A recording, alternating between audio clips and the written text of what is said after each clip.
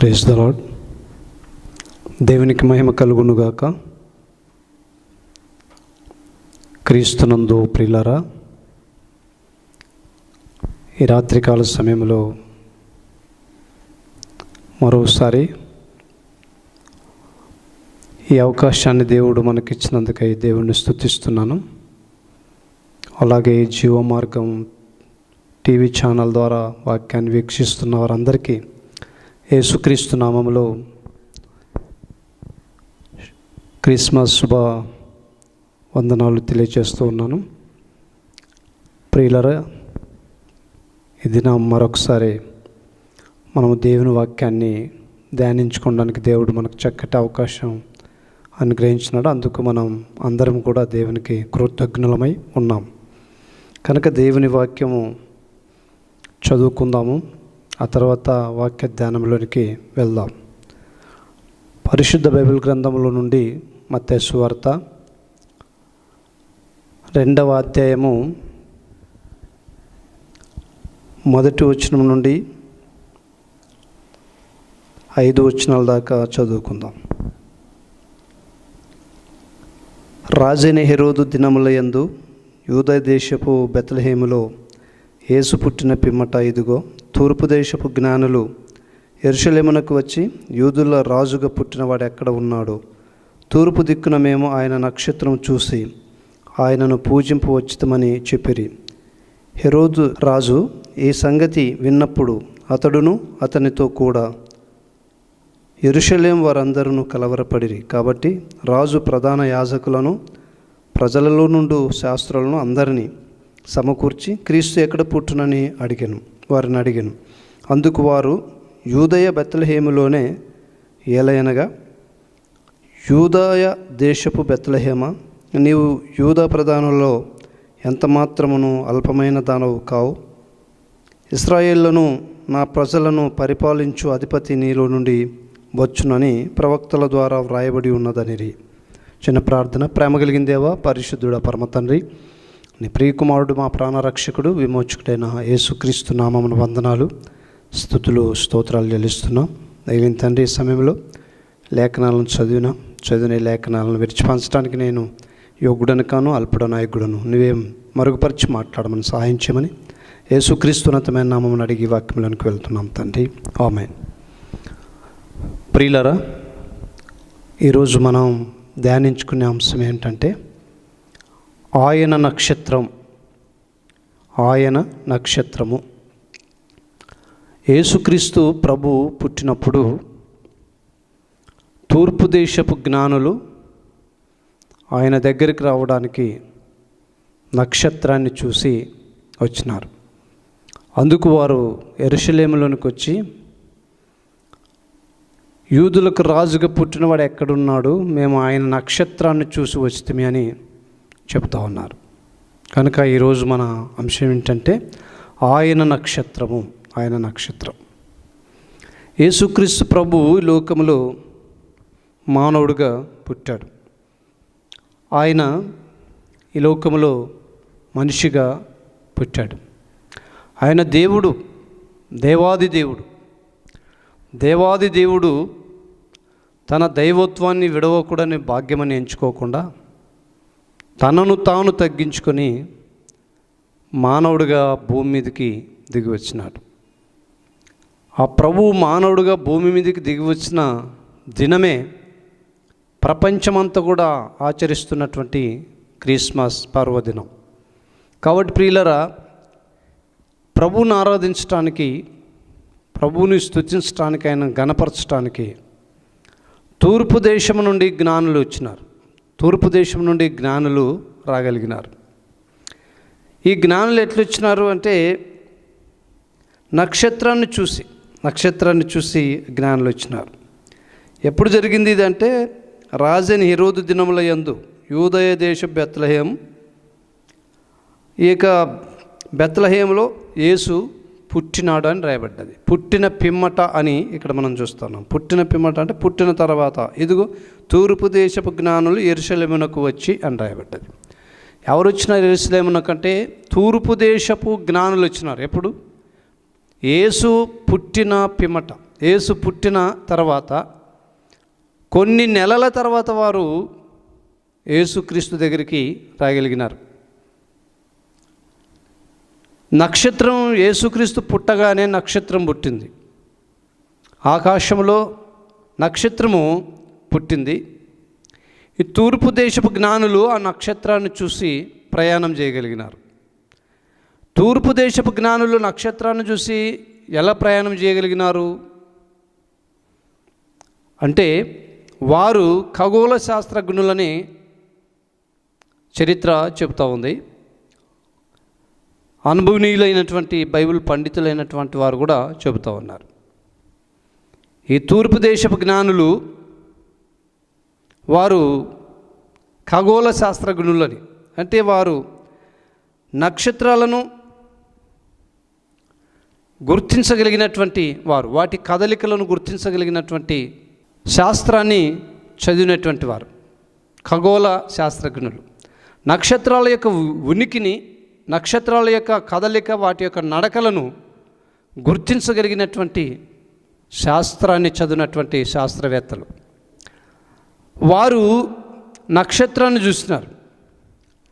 నక్షత్రాన్ని చూసి, ప్రియులారా, తూర్పు దేశపు జ్ఞానులు, అంటే తూర్పు జ్ఞానులు ఇప్పుడు ఆ తూర్పు దేశము ఇరాకు చెందిందని చెబుతూ ఉన్నారు. అక్కడ నుండి రాగలిగినారు. ఆ నక్షత్రాన్ని చూసి, ఎందుకు ఆ నక్షత్రాన్ని చూసి రాగలిగినారు అంటే, ఆ నక్షత్రము అన్ని నక్షత్రముల కంటే కూడా వేరుగా ఉంది. అన్ని నక్షత్రముల కంటే కూడా ప్రత్యేకంగా ఉంది. ఆకాశంలో ఉన్నటువంటి అన్ని నక్షత్రాల కంటే కూడా సపరేట్గా లేక ప్రత్యేకంగా ఉంది. దాన్ని బట్టి వారు ఆలోచన చేయగలిగినారు. వారు ముందుగానే క్రీస్తు పుట్టినప్పుడు నక్షత్రం పుడుతుందని వారు చదివి ఉండవచ్చు చరిత్రలు. సంఖ్యాకాండంలో వ్రాయబడి ఉంది, యూదాలో నక్షత్రం పుట్టెనని. యూదాలో నక్షత్రం పుట్టెనని సంఖ్యాకాండంలో వ్రాయబడి ఉంది. నక్షత్రం ఎక్కడ పుట్టిందంటే యూద గోత్రంలో పుట్టింది. ఆ నక్షత్రము క్రీస్తు, కానీ జ్ఞానులు నడిపించినటువంటి నక్షత్రం వేరు. ఆ క్రీస్తు పుట్టినప్పుడు ఆకాశంలో కూడా నక్షత్రము పుడుతుందని చదివినారు. వారి యొక్క గ్రంథాలు పరిశీలన చేస్తే వారి గ్రంథాల్లో క్రీస్తు పుట్టుకకు నక్షత్రానికి ముడిపెట్టినారు. అంటే క్రీస్తు పుట్టినప్పుడు నక్షత్రం వస్తుంది అని వారి గ్రంథాల్లో చదివి ఆ నక్షత్రాన్ని బట్టి మనకు రక్షకుడు పుట్టినాడు అని వారు ప్రయాణం చేయగలిగినారు. ఎందుకంటే సర్వలోక ప్రపంచమంతా కూడా, సర్వలోకమంతా కూడా, సర్వలోకంలో ఉన్న ప్రజలందరూ కూడా రక్షణ కొరకు, రక్షకుని కొరకు ఎదురు చూస్తూ ఉన్నారు, నిరీక్షణ కలిగి ఉన్నారు. ఒక బెత్లెహేం వారే కాదు, ఒక యెరూషలేం వారే కాదు, ప్రపంచంలో ఉన్న సమస్త దేశముల వారు, ప్రపంచ దేశాలన్నిటిలో ఉన్నటువంటి సమస్త మానవులు కూడా దేన్ని ఎదురు చూస్తున్నారంటే రక్షణ కొరకు ఎదురు చూస్తున్నారు. రక్షకుడు ఈ లోకానికి వస్తాడని చరిత్రలలో ఎప్పటి నుండో చెబుతూ వచ్చినాయి, ప్రవచనాలు చేయబడుతూ వచ్చినాయి. మీ కొరకు రక్షకుడు పుడతాడని, ఆయన మన పాపం నుంచి విడిపిస్తాడని అనేక గ్రంథాలు ఆయన గురించి ప్రకటిస్తూ వచ్చినాయి. క్రీస్తు పూర్వం 1000 సంవత్సరాల ముందుగానే క్రీస్తు పుట్టుకను గురించి ప్రకటిస్తూ వచ్చినాయి, ప్రవచనం చేస్తూ వచ్చినాయి. అందును బట్టి వారు కూడా రక్షణను ఎదురు చూస్తూ ఉన్నారు. రక్షణ కొరకు వారు కూడా, పాప విమోచన కొరకు వారు కూడా నిరీక్షణ కలిగి ఉన్నారు, ఎదురు చూస్తున్నారు. అందుకే వారు ఏం చేస్తున్నారంటే, వారు ఆ నక్షత్రాన్ని చూసినప్పుడు పరిశీలన చేస్తున్నారు. క్రీస్తు పుట్టినప్పుడు పుట్టే నక్షత్రం ఇదేనా అని పరిశీలన చేసి ఇదే అని వారు నిర్ధారణ చేసుకుని ఆ నక్షత్రాన్ని వెంబడించినారు. నక్షత్రాన్ని వెంబడించి ఆ నక్షత్రాన్ని చూస్తూ ప్రయాణం చేస్తున్నారు. నక్షత్రాన్ని చూస్తూ ప్రయాణం చేస్తున్నారు. వారు తూర్పు దేశంలో నుండి యెరూషలేం వరకు రాగలిగినారు. తూర్పు దేశం నుండి వారు యెరూషలేమునకు, బెత్లెహేమునకు రాగలిగినారు. అయితే యెరూషలేములో వచ్చి అడగడానికి మొదలుపెట్టినారు. ఆ యెరూషలేం పట్టణంలోనికి వచ్చినప్పుడు నక్షత్రం వైపు చూడకుండా వాళ్ళు ఎవరి వైపు చూస్తారు? ఆ జ్ఞానులు అంటే మనుషుల వైపు చూసినారు. అక్కడ తూర్పు దేశం నుండి యెరూషలేం వరకు నక్షత్రాన్ని చూస్తూ వచ్చినారు. ఎవరిని దారి అడగలేదు. యెరూషలేం ఎక్కడుందని దారి ఎవరిని అడగకుండా నక్షత్రాన్ని మాత్రమే చూస్తూ వచ్చినారు. నక్షత్రమే వారిని నడిపించింది. వారికి ముందుగా నక్షత్రం నడిచింది, వారు నక్షత్రాన్ని చూస్తూ వచ్చినారు. అదే నక్షత్రం వారిని యేసు క్రీస్తు ఉన్నటువంటి ఆ ఇంటికి తీసుకెళ్తుంది. కానీ వీళ్ళు ఏమైనారంటే నక్షత్రం వైపు చూడకుండా మనుషుల వైపు చూస్తున్నారు. వారు జ్ఞానులే, కానీ యెరూషలేములకు రాగానే కొంచెం అజ్ఞానం వాళ్ళలో చోటు చేసుకున్నది. యెరూషలేములకు రాగానే వారికి ఉన్న జ్ఞానాన్ని బట్టి నక్షత్రాన్ని చూస్తూ వచ్చినారు. కానీ యెరూషలేములోకి వచ్చిన తర్వాత జ్ఞానుల జ్ఞానం కొంచెము కాస్త అజ్ఞానంగా మారింది. ఆ కొంచెం అజ్ఞానం చేత వారు ఏం చేసినారంటే అక్కడ ఉన్నటువంటి రాజుని అడిగినారు ఏకంగా. ఏమనంటే, యూదుల రాజుగా పుట్టినవాడు ఎక్కడ? మేము ఆయన నక్షత్రము చూసి వస్తామి అని చెప్పగలుగుతున్నారు. యూదుల రాజుగా పుట్టినవాడు ఎక్కడున్నాడు? మేము ఆయన నక్షత్రాన్ని చూసి వచ్చినాం, ఆయన నక్షత్రాన్ని మేము చూసి వచ్చుతామి. ఎక్కడున్నాడు యూదులకు రాజుగా పుట్టినవాడు అన్నప్పుడు రాజుకి తన మనసులో, తన హృదయంలో కలవరం రేగి తన ప్రజలందరినీ పిలిచినాడు. తన దగ్గర ఉన్న అధికారులను పిలిచినాడు, శాస్త్రులను, పరిశీలనను పిలిచినాడు. పిలిచి, ఏమయ్యా, ఎక్కడైనా యూదులకు రాజుగా పుడతాడా ఎవరైనా ఎక్కడైనా అంటే వాళ్ళు చెప్పినారు, పుడతాడు, ప్రవచనం చేయబడ్డది. ఈ యూదులకు రాజుగా పుట్టినవాడు పుట్టక ముందు 700 సంవత్సరాల ముందే బెత్లెహేమును గూర్చి ప్రవచనం చేయబడ్డది.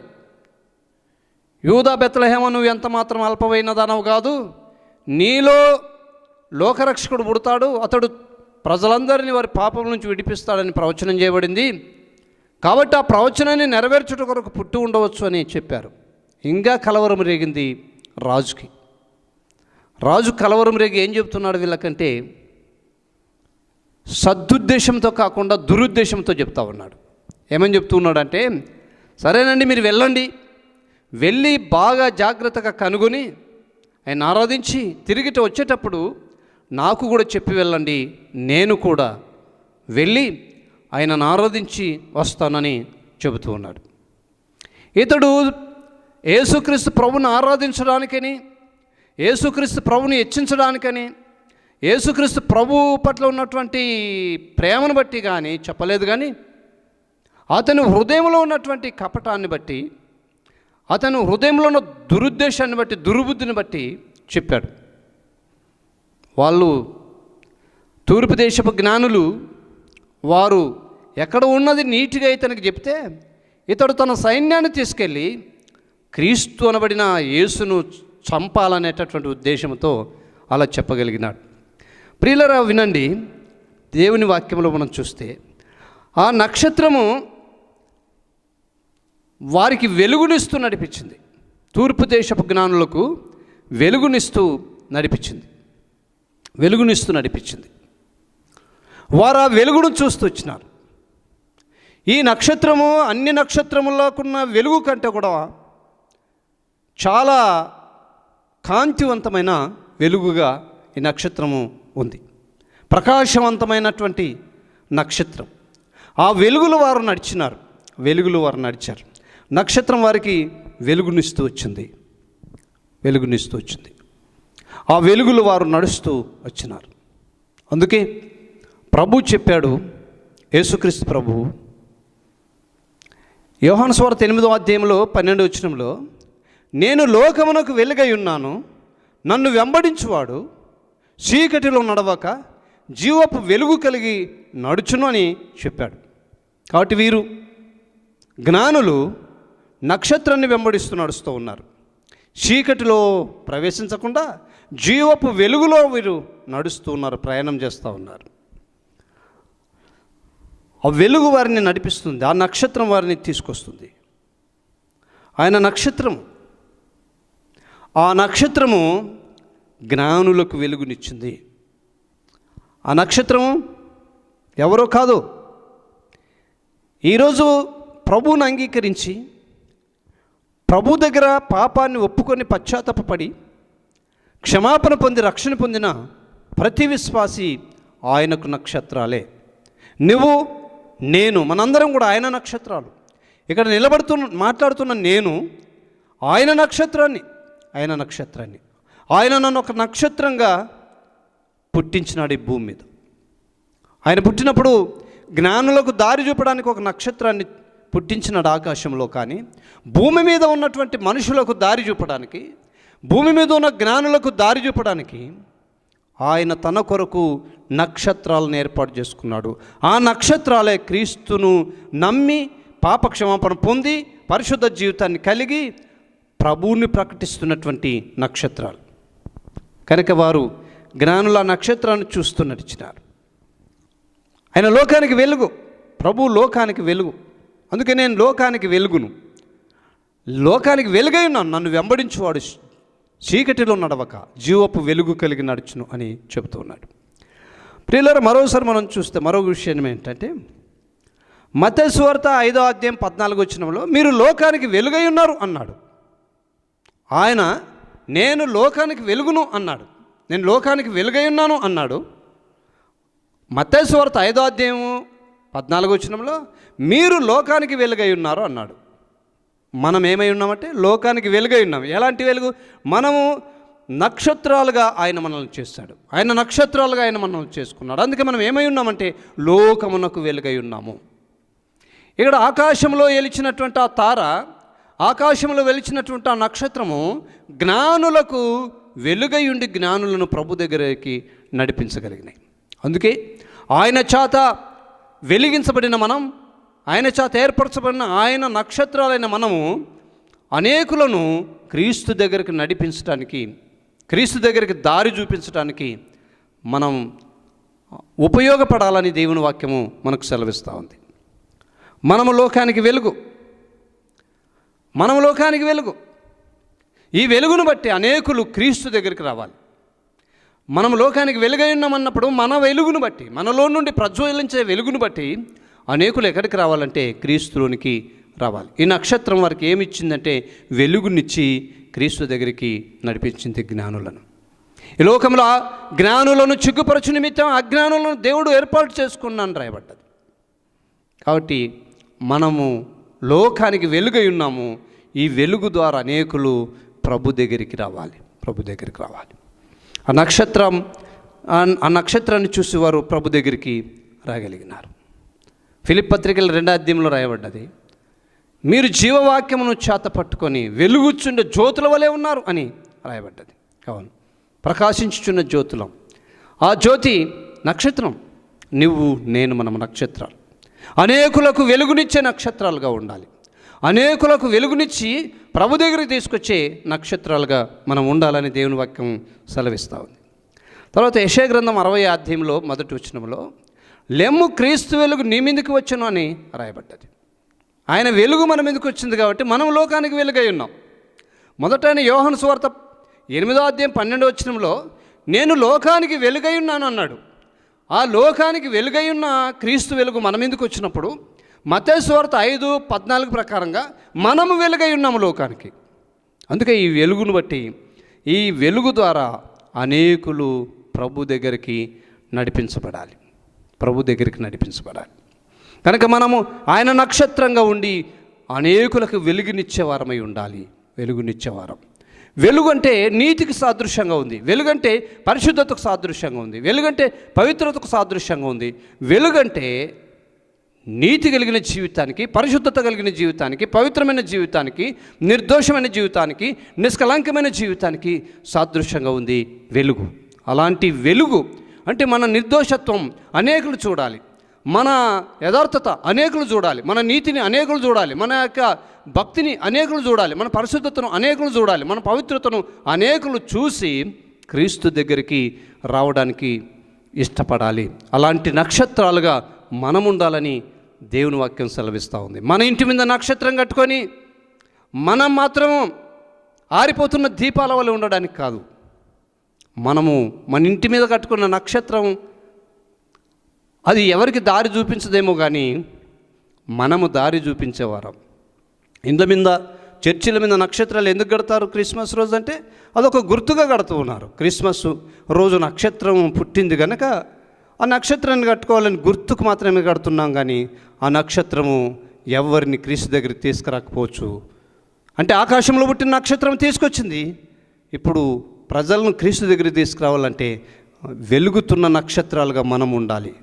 అప్పుడు ప్రభు దగ్గరికి అనేకులను తీసుకురావడానికి ఆస్కారం ఉంటుంది. తర్వాత మనం చూస్తే జ్ఞానులకు వెలుగునిచ్చినాయి ఆ నక్షత్రము. తర్వాత వారిని నడిపించింది, వారికి ముందుగా నడుస్తూ వారిని క్రీస్తు దగ్గరికి నడిపించింది. ప్రియులరా, ఆయన చేత వెలిగించబడిన నువ్వు, లోకానికి వెలుగై ఉన్న నువ్వు, లోకానికి వెలుగు అని చెప్పబడిన నువ్వు, ఆయన చేత వెలిగించబడి మండుచున్నటువంటి ద్వీపమై ఉన్న, ప్రజ్వలించుచున్న నక్షత్రమై ఉన్న నువ్వు. దానియేలు గ్రంథంలో చెప్పాడు, ఎవరైతే అనేకులు ఉన్న వైపు త్రిప్పుదురో వారు నక్షత్రముల వలె ఆకాశమందు వెలుగుచుండు జ్యోతుల వలె నక్షత్రాల వలె ఉంటారు అని చెప్పాడు. కాబట్టి మనం నక్షత్రం, మనం వెలుగునివ్వాలి ప్రజలకు, అనేకులకు. వెలుగంటే మన నీతి, మన పరిశుద్ధత, మన విధేయత, మన భక్తి, మన పవిత్రత, మన యొక్క నిర్దోషత్వం అన్నీ వారికి కనబడాలి. దాన్ని బట్టి వారు క్రీస్తు దగ్గరికి రావాలి. కనబడుతుందా? యథార్థంగా బ్రతుకుతున్నామా? నీతిగా బ్రతుకుతున్నామా? పరిశుద్ధంగా బ్రతుకుతున్నామా? పవిత్రంగా బ్రతుకుతున్నామా? దాన్ని చూసి వారు క్రీస్తు దగ్గరికి రావాలి. ఇలాంటి వెలుగునిచ్చే నక్షత్రంగా నువ్వు, నేను, మనం ఉండాలి. రెండవదిగా, నక్షత్రం వారికి ముందుగా నడిచి వారిని క్రీస్తు దగ్గరికి నడిపించింది. నువ్వు ఎక్కడ నడాలంటే క్రీస్తు దగ్గరికి వారిని నడిపించడానికి వారికి ముందుగా నువ్వు నడవాలి. వారికి ముందుగా నువ్వు నడవాలి. పౌలు అన్నాడు, నేను క్రీస్తుని పోలి నడుచుకుంటున్నాను, మీరు నన్ను పోలి నడుచుకోండి అన్నాడు. అవును, మనము వారికి ముందుగా నడిచి వారిని ఎక్కడికి తీసుకురావాలంటే క్రీస్తు దగ్గరికి తీసుకురావాలి. క్రీస్తు దగ్గరికి తీసుకురావాలి. ఒక అతను అన్నాడు, అదే మత్తయి సువార్త 8:22 ఒక వ్యక్తి ఏమన్నాడంటే, అయ్యా నేను నిన్ను వెంబడించాలని ఆశ నాకుంది, కానీ ఒక చిన్న సంఘటన ఏమంటే మా తండ్రి చనిపోయినాడు, అతన్ని పాతి పెట్టడానికి కొంచెం సెలవి అంటే ప్రభు అన్నాడు, ముందు నువ్వు వచ్చి నన్ను వెంబడించు, మృతులు తమ మృతులను పాతి పెట్టుకుంటారు అన్నాడు. ప్రియులరా, ఆయనను వెంబడించే వారంగా మనం ఉండాలి. అనేకులను ఆయనను వెంబడింపజేసే వారంగా ఉండాలి. మనల్ని ఇప్పుడు మనం బోధ చేస్తే మనల్ని వెంబడించకూడదు ప్రజలు. చాలామంది బోధకులు బోధల్లో ఇతరులు, ప్రజలు వారిని వెంబడించేలా బోధిస్తారు, కానీ క్రీస్తుని వెంబడించేలా బోధించరు. మనం బోధలు చేస్తే ఎవరిని వెంబడించాలంటే మనల్ని కాదు వెంబడించాల్సింది, మనల్ని బట్టి క్రీస్తును వెంబడించాలి. క్రీస్తుని వెంబడించాలి. మన వెంటగా తిరగాల్సింది వాళ్ళు. ఎక్కడ తిరగాలి వాళ్ళు అంటే క్రీస్తు వెంట తిరగాలి. క్రీస్తుని వెంబడించాలి, క్రీస్తును చూపించాలి, క్రీస్తును వెంబడించేటట్లు చేయాలి. ఆయన అన్నాడు, మీరు ముందు నన్ను వెంబడించు అన్నాడు. ముందు నన్ను వెంబడించు అని చెప్పాడు. ఆయనను వెంబడించాలి. ఆయనను వెంబడించే నక్షత్రంగా ఉండి అనేకులు మనల్ని వెంబడించినప్పుడు ఎక్కడికి వస్తారు వాళ్ళంటే క్రీస్తు దగ్గరికి వస్తారు. మనం క్రీస్తుని వెంబడించకుండా ఇతరులను మనల్ని వెంబడించేటట్లు చేసుకుంటే ఏమవుతామంటే మనము చెడుతాము, వాళ్ళు చెడిపోతారు. కాబట్టి ప్రియులారా, మనం వెంబడించే వాళ్ళంగా, వెంబడించే నక్షత్రంగా ఉండాలా, వారికి ముందు నడిచే నక్షత్రంగా ఉండాలా, వారిని క్రీస్తు దగ్గరికి తీసుకెళ్లే నక్షత్రంగా మనం ఉండాలని దేవుని వాక్యము మనకు బోధపరుస్తూ ఉంది. ప్రియులారా, దేవుని వాక్యంలో మనం చూస్తే అదే మత్తయి సువార్త 4:19 ఈ రీతిగా రాయబడి ఉంది. దేవుని వాక్యం మత్తయి సువార్త 4:19 ఆయన నా వెంబడి రండి, నేను మిమ్మల్ని మనుషులను బట్టి జాలనుగా చేతునని వారితో చెప్పాను. వెంటనే వారు తమ వలలు విడిచిపెట్టి ఆయనను వెంబడించిరి. ఏమన్నాడు? శిష్యులను చూసి, మీరు నన్ను వెంబడించండి, వచ్చి నేను మిమ్మల్ని మనుషులను బట్టి జాలర్లను చేస్తానంటే వారు వెంటనే వలలు విడిచిపెట్టి ఆయన్ని వెంబడించినారు. నీకున్న ఘనత, నీకున్న బలము, నీకున్న ధనము, నీకున్నది సమస్తము, నువ్వు దేన్నైతే ప్రేమిస్తున్నావో దాన్ని వదిలి ఏం చేయాలంటే ప్రభువుని వెంబడించాలి. ప్రభువుని వెంబడించడం వల్ల అనేకులను ప్రభువుని వెంబడించేటటువంటి వారిని మనం చేయాలి. ఆయన నక్షత్రం కాబట్టి, నువ్వు ఆయన నక్షత్రం, నేను ఆయన నక్షత్రం కాబట్టి వారికి ముందుగా నడుస్తూ ప్రజలను ఆయన దగ్గరికి నడిపించే నక్షత్రాలుగా ఉండాలి. తర్వాత మనం చూస్తే నక్షత్రం ఆనందము కలిగించింది, వాళ్ళకు ఆనందం కలిగించింది. అదే మత్తయి సువార్త 2:10-11 చూస్తే వారు మత్తయి సువార్త 2:10-11 వారు ఆ నక్షత్రమును చూసి అత్యానందభరితులై ఇంటిలోనికి వచ్చి తల్లి అయిన మరియను ఆ శిశువును చూసి సాగిలపడి ఆయనకు పూజించిరి అని రాయబడ్డారు. ఏం చేస్తున్నారు వాళ్ళు? ఆ ఇంటి దగ్గరకు వచ్చి, నక్షత్రం ఎక్కడి వరకు నడిపించింది వాళ్ళనంటే క్రీస్తు ఉన్న ఇంటి దగ్గరకు నడిపించింది. అప్పుడు ఆ ఇంటిలోనికి వచ్చి యేసును మరియను చూసి ఆయనను ఆరాధించిరని రాయబడ్డది. ఎవరిని ఆరాధించినారు అక్కడంటే? మరియను ఆరాధించలేదు. అక్కడ ఎవరిని ఆరాధించినారు ఆ జ్ఞానులు అంటే? యేసును ఆరాధించినారు. యేసును ఆరాధించేటటువంటి స్థితికి వారిని తీసుకొచ్చింది ఆ నక్షత్రం. నువ్వు నేను యేసును మాత్రమే స్తుతించే, యేసును మాత్రమే ఆరాధించే, యేసును మాత్రమే గణపరిచే, యేసును మాత్రమే హెచ్చించేటటువంటి స్థితికి మనల్ని వెంబడించే వాళ్ళని తీసుకొని రావాలి. వారు ఎవరిని వెంబడించినారు, ఎవరిని ఆరాధించినారంటే అక్కడ తల్లి అయిన మరియ ఉంది, కానీ ఆమెను ఆరాధించలేదు. ఎవరిని ఆరాధించినారు మరి అంటే? యేసును ఆరాధించడని ఇక్కడ రాయబడి ఉంది. ఎందుకు ఆమెను ఆరాధించలేదు? ఎందుకు యేసుని ఆరాధించినారంటే యేసు ఏకైక దేవుడు, యేసు ఏకైక రక్షకుడు, యేసే సర్వలోకానికి రక్షకుడు, యేసే సర్వలోకానికి దేవుడు కనుక ఆయన్ని ఆరాధించాలి. మరియమ్మ దేవత కాదు. మరియమ్మ ఆరాధించడానికి, మరియమ్మ పూజించడానికి ఆమెకు అర్హత లేదు. ఆమెను ధన్యురాలందాం, ఆమెను భక్తిపరురాలందాం, ఆమెను మంచి పరిశుద్ధురాలందాం, పవిత్రురాలందాం, ఆమెను హెచ్చిద్దాం, కానీ పూజించడానికి వీలు కాదు, ఆమెను ఆరాధించడానికి వీలు కాదు. అందుకే ఆ జ్ఞానులు ఏం చేశారంటే మరియమ్మను ఆరాధించలేదు, కానీ క్రీస్తుని ఆరాధించినారు. నిన్ను వెంబడించే వారిని, క్రీస్తుని ఆరాధించే వారినిగా చేయాలి. ఆయన నక్షత్రమైన నీవు, ఆయన నక్షత్రమైన నేను. మనల్ని వెంబడించే వారిని, ఎవరిని ఆరాధించే వాళ్ళని చేయాలంటే యేసుక్రీస్తుని ఆరాధించే వాళ్ళనిగా చేయాలి. అట్లా కాకుండా ఏం చేస్తున్నాం? మనుషులను ఆరాధించే వాళ్ళని చేస్తున్నాం. కొన్నిసార్లు చాలామంది మనుషులను ఆరాధిస్తూ ఉన్నారు. ఫలానా సేవకుడు, అబ్బో, ఫలానా అబ్బో, మనుషులను ఆరాధిస్తున్నారు. మీరు మనుషులను కదా ఆరాధించాల్సింది. ఎవరిని ఆరాధించాలి? యేసుక్రీస్తుని ఆరాధించాలి, యేసుక్రీస్తుని ఆరాధించాలి. అట్లా ఆరాధిస్తారనే మోషే సమాధి భూమి మీద లేకుండా చేశాడు దేవుడు. ప్రియులారా, వినండి, నేర్చుకోండి. ఆత్మీయ జీవితము ఎలా గడపాలో నేర్చుకోండి. మనము ఆయనను మాత్రమే వెంబడించాలి, ఆయనను మాత్రమే పూజించాలి. మన వెంట ఉండే వాళ్ళని ఆయన మాత్రమే పూజించేటట్టు చేయాలి. తర్వాత జ్ఞానులు, ఆ నక్షత్రం ఏమైందంటే కనుమరుగైపోయింది, కనపడకుండా పోయింది వాళ్ళకు. నువ్వు చేసిన పని, నువ్వు చేసిన సత్కార్యాలు నువ్వు కనుమరుగు కావాలంతే. ప్రజలను ప్రభు దగ్గరకు నడిపించినప్పుడు, ప్రజలను ప్రభు దగ్గర తీసుకొచ్చి వచ్చినప్పుడు నువ్వు కనుమరుగై ఉండాలి, దాగి ఉండాలి. నీవే నేను తెస్తే, నేను నాది అనే ఉద్దేశంలో ఉంటే నీది అన్నీ ఏమవుతాయంటే కొయ్య చెక్క కాలినట్లు కాలిపోతాయి. కాబట్టి మనం ఏమై ఉండాలా? దాగి ఉండాలా, మరుగై ఉండాలి. ఆ నక్షత్రము ఎప్పుడైతే వారు ఆ ఇంటిలోనికి వెళ్ళి యేసుక్రీస్తును ఆరాధిస్తూ ఉన్నారో అప్పుడే నక్షత్రం ఏమైందంటే ఇంకా వారికి కనిపించకుండా పోయింది. క్రీస్తు దగ్గరకు నడిపించదాకే మనం కనిపించాలా. క్రీస్తు దగ్గరికి ఒక వ్యక్తిని నడిపించిన తర్వాత మనం కనిపించకూడదు. మరి ఎవరు కనిపించాలంటే యేసుక్రీస్తు మాత్రమే కనిపించాలి. మనల్ని చూపించుకోకూడదు వాళ్ళకు, కానీ ఎవరిని చూపించాలంటే యేసుక్రీస్తు మాత్రమే చూపించాలి. ఎందుకంటే మనం ఆయన నక్షత్రం మాత్రమే, అంతే. ఆయన దగ్గరకు తీసుకొచ్చే నక్షత్రమే మనం. కాబట్టి మనం ఏమై ఉండాలంటే మరుగై ఉండాలి. మరుగై ఉంటున్నామా? లేదు.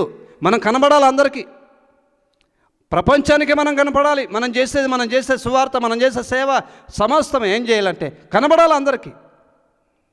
ప్రియులరా, వినండి, మనము మరుగై ఉండాలి. నక్షత్రం మరుగైంది. నేనయ్యా చేసింది నేను అని కాదు, దేవుడు చేశాడు. అందుకే పౌలు అంటాడు, నేను ఏమైతే శ్రమ పడుతున్నో అది ప్రభు కృప వలనే అంటున్నాడు. శ్రమ పడింది నేను కాదు, ప్రభువే అంటున్నాడు. నువ్వు కూడా చేసింది నేను కాదు, ప్రభువే అని చెప్పుకోవాలి తప్ప ప్రభువుని పక్క పెట్టి ఏం చేస్తావు? నిన్నే చూపించుకుంటావు. నిన్నే పలానా సేవకుడు ప్రార్థన చేశా, నా జ్వరం బాయ్, పలానా సేవకుడు ప్రార్థన చేస్తే రోగం బాయ్ అని నిన్ను నువ్వు చూపించుకుంటున్నావు, కానీ ఆయనను చూపించడం లేదు. ఆయనను చూపించడానికి ఇష్టపడు, ఆయనను చూపించడానికి తీర్మానించుకో. ఆయనను చూపించాలి. బాప్తిస్మిచ్చి యోహాను గారు తన దగ్గర 2 శిష్యులు నిలబడుకొని ఉన్నారు. యేసుక్రీస్తు అలా పోతా ఉన్నాడు. పోతూ ఉన్నప్పుడు ఆ బాప్తిస్మ ఇచ్చే యోహాను ఏమన్నాడంటే, అదిగో లోక పాపములను మోచుకొని పోచున్న దేవుని గొర్రెపిల్ల అన్నాడు. ఎవరిని చూపించినాడంటే యేసు ప్రభువుని చూపించినాడు. అక్కడ పోతున్నాడు, లోక పాపములను మోచుకొని పోచున్న గొర్రెపిల్ల, దేవుని గొర్రెపిల్ల. అంటే నన్ను కాదు వెంబడించాల్సింది మీరు, ఆయనను వెంబడించండి అన్నమాట. నన్ను కాదు నమ్మాల్సింది మీరు, ఆయన నమ్మండి అన్నమాట. అంతేకాదు, ఆయన ఏమంటున్నాడు, నా వెనుక వచ్చేవాడు నాకంటే గొప్పవాడు, నేను వంగి ఆయన చెప్పుల వార విప్పుటకు యోగ్యుడని కాను. చెప్పగలుగుతావా? ఇలా చెప్పగలుగుతావా? నేనేం చేయలేదు, నేను చేయాల్సిందే చేసినానని చెప్పగలుగుతావా? చెప్పవు. గోరంత చేస్తే కొండంత చెప్పుకుంటావు.